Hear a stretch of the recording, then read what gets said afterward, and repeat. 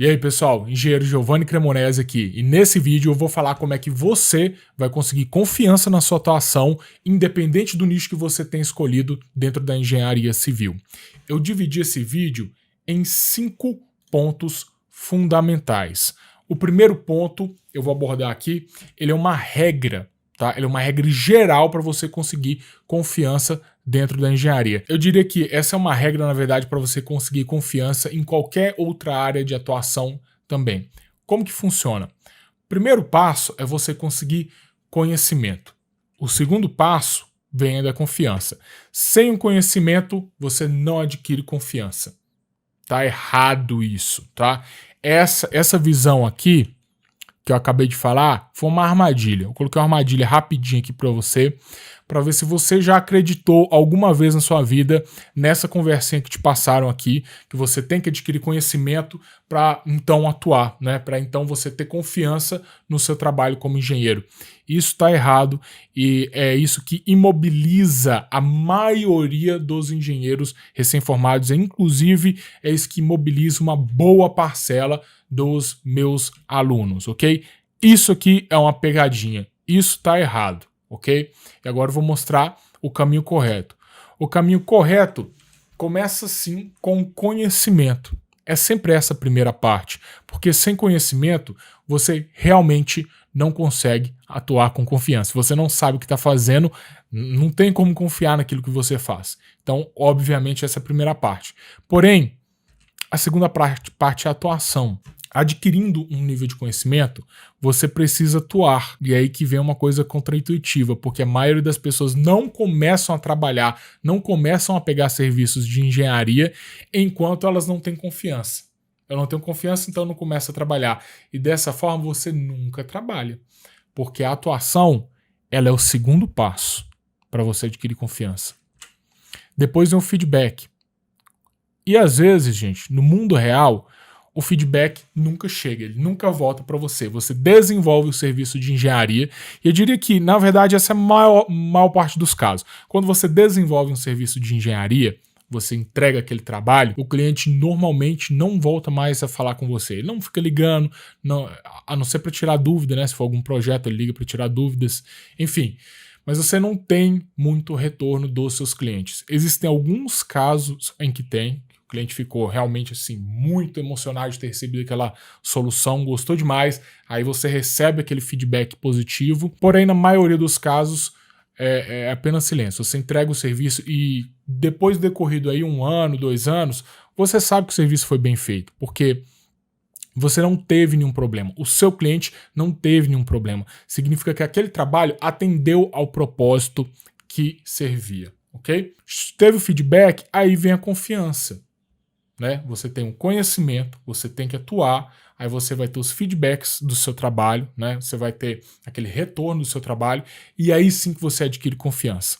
O problema, tá, desse mecanismo é que isso pode estar acontecendo com você e acontece com boa parte dos meus alunos, eles não começam a atuar enquanto eles não têm confiança. Só que a confiança, ela vem depois da atuação.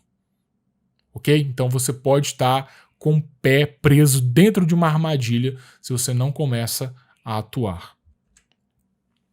E é essa parte aqui fundamental que as pessoas esquecem. Essa parte importantíssima para você adquirir confiança. É a atuação e o feedback em relação ao seu trabalho. Essas duas partes aí são fundamentais. Sem elas, né? Sem elas a gente tem aquela mentira de que você vai estudar, vai adquirir bastante conhecimento e aí vai ter confiança. Isso é falso, você precisa trabalhar, você precisa entregar os seus trabalhos, resolver os problemas de engenharia no mundo real, aí sim você vai ter confiança na sua capacidade. É isso que funciona, essa aqui é a regra geral, mas eu tenho 4 outros pontos para poder abordar que são importantíssimos. Só dando ênfase, esse aqui é o segredo, tá? Atuação, feedback, isso aqui é o segredo. Agora, segundo ponto. Você pode estar também intoxicado com a síndrome da prova de faculdade. O que é a síndrome de prova de faculdade? Na faculdade, a gente tem que estudar, não é, aquele conteúdo, tem que ficar preparado, porque depois vem a provinha ali e você tem que tirar a notinha ali, tem que acertar, o professor vai avaliar, não pode colar, não pode pedir ajuda, é só naquele período ali de 2 horas que você tem que fazer, e aí depois alguém vai avaliar a sua pontuação. E as pessoas saem, isso aí é toda a experiência de engenharia que o recém-formado tem essa, né? É a prova de faculdade. O seu trabalho como engenheiro é resolver provas, né? Até o ponto que você se forma. Então, durante 5 anos, você adquire essa síndrome da prova de faculdade. E aí você forma achando que você tem que saber tudo antecipadamente, né? Você vai formar achando que o serviço de engenharia é uma prova, né? Você tem que, para fazer ele, saber tudo a respeito daquele serviço. Isso é falso. Você não precisa saber tudo em relação ao serviço para desenvolver aquele serviço. No mundo real, tá? No mundo real, você tem que solucionar o problema do seu cliente de forma econômica, forma durável, de forma segura, né? De forma que você traga um bom produto ali, um bom serviço, aliás, um bom serviço para o seu cliente. Essa é sua verdadeira obrigação. Como você chega em um bom serviço para o seu cliente, não importa. Você pode comprar livros, você pode pedir um prazo maior, você pode pagar uma consultoria, né? Você reserva aí uma taxa, uma parte desse orçamento para pagar a consultoria para alguém aí da sua região, né? De preferência um engenheiro próximo de você, que você possa visitar o escritório dele ou que ele possa visitar você para te auxiliar no desenvolvimento do trabalho ou para tirar uma dúvida pontual, para tirar a dúvida daquilo que você não sabe, porque às vezes você tem medo de pegar um serviço por conta de um detalhe, alguma coisa ali você não sabe resolver. Você sabe todo o entorno, né? Resolver, vamos supor, 90%, 10% ali você não sabe. Paga uma consultoria. No mundo real, você não estará quebrando regra, né? E existem outras formas, você pode desenvolver em parceria. Vamos supor um 50% 50%, pega em parceria com outra pessoa, desenvolve o trabalho, você ganha portfólio e ganha experiência. Então, são essas dicas que eu tenho para poder te dar para você largar essa síndrome da prova de faculdade. Terceiro ponto, dê um nome ao seu medo. O que isso significa? Você está com muito medo aí de começar a atuar, mas esse medo não tem forma, né? Ele é um medo que está ali no seu subconsciente, você não sabe muito bem por que ele existe. Você não consegue atacar aquele medo nem resolver. Isso acontece porque você não sabe qual que é o pior cenário. Se você pegar uma caneta, um papel e escrever o que é o pior que pode acontecer naquele caso, você vai saber exatamente o que você tem medo, tá? No caso de um projeto estrutural, o pior que pode acontecer é a sua estrutura ruir, é cair. Então é uma coisa realmente séria, né? Num caso de projeto estrutural, você realmente tem que ter certeza antes de entregar o trabalho. Então, inclusive, lá no quinto passo, eu vou te explicar como é que você contorna essas situações de alto risco. Porém, existem outros serviços de engenharia, por exemplo, laudos. Você está redigindo um laudo ali para o seu cliente iniciar um processo. Se você errar o laudo, gente, errar uma palavra, errar alguma coisa, ou faltar alguma coisa ali no laudo, sinceramente, eu vou te falar qual que é a mais absoluta pior cenário, é o seu cliente ficar com raiva de você porque você fez o serviço ruim. Esse é o pior cenário. Porque você está redigindo um documento para iniciar um processo, tá? Então, com um trabalho bem feito, você vai estar ajudando muito o seu cliente, você vai estar ganhando nome dentro do mercado, né? Ganhando portfólio, fazendo o serviço certo, vai ganhar recomendações.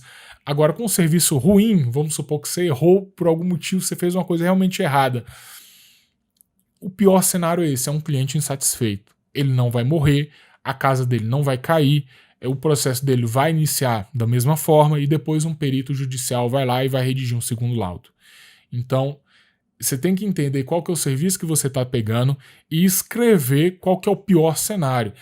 Poxa, o pior cenário de todos é um cliente satisfeito, mas eu preciso começar. Essa é a minha carreira, eu escolhi engenharia como minha profissão, eu tenho que vencer esse medo aqui de deixar um cliente insatisfeito.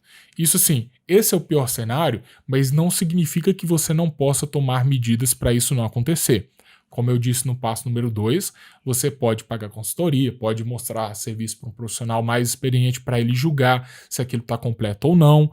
Existem muitas coisas que você pode fazer para entregar um trabalho bem feito, tá? Quarto ponto, uma boa notícia para você. O medo que você está sentindo, inclusive foi o medo que eu abordei nos passos anteriores ali, nos pontos anteriores, ele é um fator extremamente positivo, porque se você tem medo, entenda o seguinte, se você tem medo, você tem combustível para correr atrás de um serviço bem feito. Muitos engenheiros começam a trabalhar, começam a entregar serviço sem medo nenhum, são pessoas que não estão pensando nas consequências do seu trabalho, né? E elas acabam entregando trabalhos ruins. Inclusive eu já vi engenheiros que entregaram projetos estruturais inexequíveis, coisas assim, tubulão com um diâmetro de 30 centímetros, sendo que tubulão com alargamento na base lá embaixo. Então, seriam gnomos que iriam escavar, né? 30 centímetros, quem que entra ali num buraquinho de 30 centímetros? Nem uma criança de 4 anos não vai entrar num buraco de 30 centímetros. Então, isso foi projetado, foi entregue para o cliente, e o que aconteceu com esse engenheiro? Nada. Nem sequer processado foi. Você não vai fazer isso. Eu tenho certeza que se você é uma dessas pessoas que ficam travadas por medo, é um bom sinal de que você é um profissional responsável. Essa é uma boa notícia. Enxerga para dentro de você aí, pensei esse medo aqui, é porque eu estou preocupado com o resultado final do meu trabalho. É positivo, entenda como uma coisa positiva. Agora, quinto ponto. E se nada disso funcionar, né? Se você já escreveu o seu medo, né? Você já sabe o que é que você realmente tem medo. Você já perdeu a síndrome de faculdade, da prova de faculdade, né? Você já sabe que você vai ter tempo, pode pedir auxílio e por aí vai. Você já entendeu que isso é um sinal aí de responsabilidade, não é? Você já entendeu que você precisa fazer para poder ganhar confiança. E se nada disso funcionar, se esses 5 pontos acima não estiverem funcionando, aí você vai ter que fazer com medo mesmo assim. Simples. É isso que você vai ter que fazer. Você vai ter que colocar a sua carreira, a sua profissão dentro da engenharia civil acima do seu medo. É isso que você vai ter que conseguir fazer. E alguns de vocês podem estar assistindo, cair nesse vídeo aqui de paraquedas e não entender muito bem o propósito disso aqui. O propósito é auxiliar aqueles profissionais que ficam paralisados por falta de confiança. É esse que é o propósito. São profissionais que estudam, que adquirem cursos, profissionais que compram livros, mas não chegam a desempenhar serviços de engenharia por falta de confiança. Se você é um desses profissionais, siga esse conselho. Vá e faça com medo mesmo assim. Você vai ter que fazer, porque a confiança só vai chegar depois que você entregou o serviço, depois que você enxergar que aquele serviço realmente resolveu o problema do seu cliente. É dessa forma que você vai adquirir confiança e vai poder viver de engenharia. É isso, gente. Enrolei um pouquinho aqui no final, mas eu espero que o conteúdo tenha sido útil. Quem quiser pode se inscrever aí no canal e clicar no botãozinho de like aí. Um grande abraço e até a próxima.